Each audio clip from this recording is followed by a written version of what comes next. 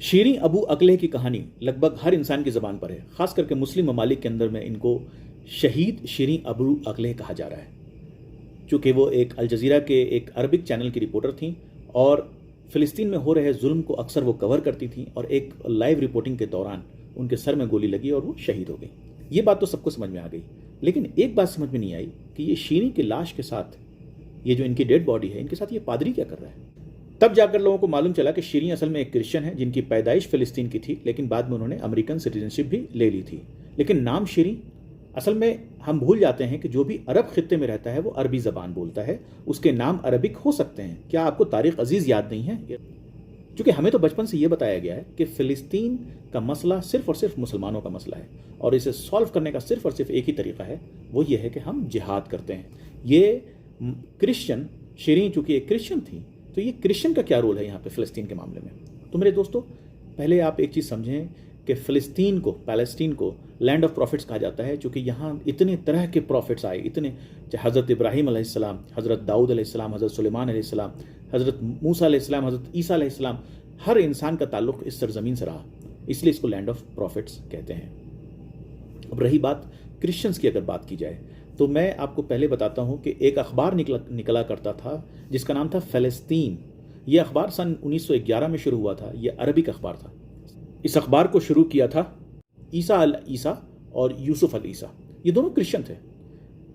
और ये अखबार का एक मकसद था, वो ये था कि 1911 यानी 1948 में इजराइल का फाउंडेशन हुआ, 1911 में ये अखबार शुरू किया था अरब क्रिश्चियंस ने।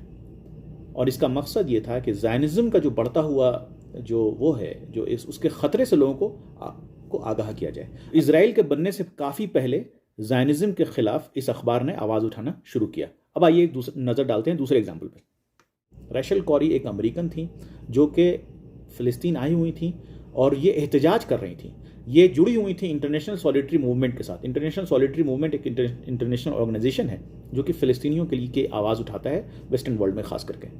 तो ये आई थी अमेरिका से एक ग्रुप के साथ और ये वहाँ पे कुछ मकानों को तोड़ा जा रहा था बुलडोज़र के ज़रिए। ये उनके सामने खड़ी हो गई और एक इजरायली टैंक ने इन्हें कुचल डाला। सन 2003 की बात है। लेकिन अफसोस, हम इसको जितना हमें इसको हाईलाइट करना चाहिए था, हम नहीं कर पाए। यहाँ पे अरब वर्ल्ड और यहाँ पर मुस्लिम वर्ल्ड फेल कर गया कि जहाँ पर इसे एक इंटरनेशनल मुद्दा बनाया जा सकता था, इसे एक मुद्दे की तरह प्रेजेंट किया जा सकता था, हमने वैसा ही प्रेजेंट किया जैसा वो चाहते थे। हमने इस पूरे फ़िलिस्तीन के मुद्दे को सिर्फ़ और सिर्फ एक महज मुसलमानों का मुद्दा बनाकर इसको एक तरह से हमने इसको तबाह कर दिया।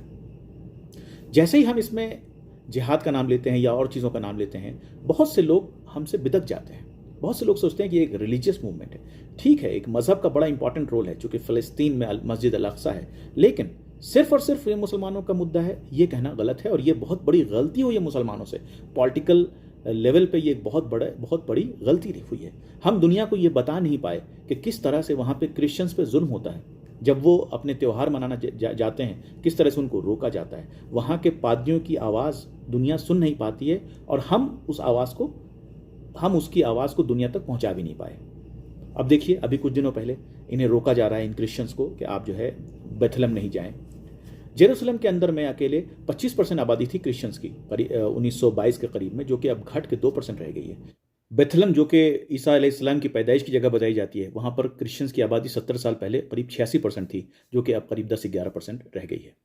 इजराइल के अंदर में करीब 1,80,000 क्रिश्चियंस रहते हैं और ज़्यादातर वो अपने आप को अरब फ़लस्तीनियंस की तरह से अपने आप को आइडेंटिफाई करते हैं। वक्त की ज़रूरत यह है कि इस फ़लस्तीन के मुद्दे को एक जियोपॉलिटिकल क्राइसिस की तरह प्रेजेंट किया जाए दुनिया के सामने और दुनिया को बताया जाए कि किस तरह से न सिर्फ मुसलमान बल्कि जो वहाँ पे क्रिश्चियंस रह रहे हैं और दूसरे मज़हब के लोग भी जो रहते हैं, वो किस तरह से इजराइल के हाथों किस तरह से वो सफ़र कर रहे हैं और उनकी सफरिंग्स को दुनिया के सामने दबाया जा रहा है। किस तरह से रैशल कॉरी को आज तक इंसाफ नहीं मिला। ये इन सब बातों को दुनिया के सामने लाने की ज़रूरत है। कभी सोचिएगा कि दुनिया इस पे आखिर इतना खामोश क्यों रहती है। जर्मनी के अंदर में जब इस शीरीं मामले में लोगों ने एहतजाज किया तो लोगों को अरेस्ट कर लिया गया। असल वजह यह है कि यूरोप के अंदर में ख़ास करके लोग ये समझते हैं कि इजराइल के खिलाफ बोलने का मतलब होता है एंटी ज्यूज़ या एंटी सेमिटिक। ये बात हमें भी समझनी पड़ेगी और दुनिया को भी समझाना पड़ेगा कि इजराइल के खिलाफ बोलने का मतलब यहूदियों के खिलाफ बोलना नहीं है। ज़ायनिज़्म एक डिफरेंट चीज़ है और यहूदी एक अलग चीज़ है। हम यहूदियों के खिलाफ नहीं हैं, हम ज़ायनिज़्म के खिलाफ हैं। ये बात हमें समझनी होगी, हमारे आलिमों को समझनी होगी, हमारे लीडर्स को भी समझनी होगी कि हम किस तरह का बेतुका बयान ना दे दें। क्योंकि अक्सर हम जब इजराइल के खिलाफ जब बोलने लगते हैं तो हम अक्सर यहूदियों के खिलाफ बोलना शुरू कर देते हैं और हर चीज़ को यहूदी की साजिश से जोड़ देते हैं। और चाहे मार्केट में नया वैक्सीन आया हो या फिर कुछ भी ऐसा कोई नई चीज़ अगर आ रही होगी तो हम अक्सर बोल देते हैं यहूदी की साजिश है। असल में जितना इस साजिश ने हमें बर्बाद नहीं किया होगा उतना इस साजिश की साजिश ने बर्बाद कर दिया हमें।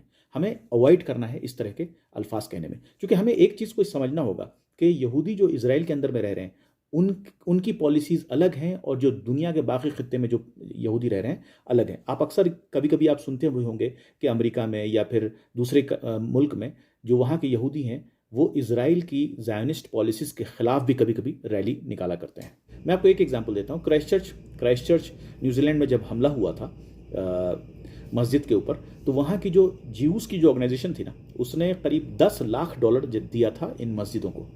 और ये क्यों दिया था? वजह उसकी ये थी कि कुछ दिनों पहले उनके सिनेगोग पे अटैक हुआ था, उसमें 11 लोग भी मारे गए थे और मुसलमानों ने फिर बढ़ चढ़ के मदद की थी और मुसलमानों ने करीब $2 लाख इन्हें दिया था। यहूदियों ने फिर इन्हें $10 लाख दिया। वजह उसकी ये है कि वेस्टर्न वर्ल्ड में या फिर अब इसराइल के बाहर आप निकल जाएँ तो ज्यूज़ और मुसलमान के मसले एक ही होते हैं, चाहे वो अमेरिका हो चाहे वो यूरोप हो।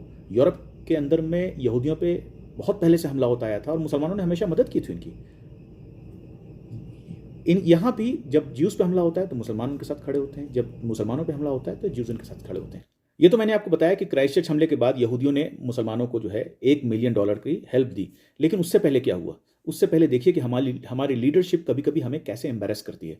जो वहाँ की मस्जिद के चेयरमैन थे, उन्होंने एक भीड़ के सामने ये बयान दिया कि ये अटैक, ये हमला मोसाद के ज़रिए कराया गया है और ये एक यहूदी की साजिश है। जो बाद में दूसरे मुस्लिम लीडर्स ने इसको खारिज किया। लेकिन ये एक इस तरह के कमेंट्स कर देना फ़ौरन, जबकि हमें मालूम है कि ये हमला एक वाइट सुपरमेसिस्ट था, उसने किया था, जो कि इस्लामोफोबिया पर बेस्ड था। इसको समराइज़ करते हैं, दुनिया के सामने इसको जियोपॉलिटिकल क्राइसिस की तरह प्रेजेंट करना, क्रिश्चियंस को ये बताना कि क्रिश्चियंस वहाँ के किस तरह से सफ़र कर रहे हैं, दुनिया के यहूदियों को ये बताना कि आपके मज़हब के नाम पर किस तरह से जो है ह्यूमन राइट्स का वायलेशन हो रहा है।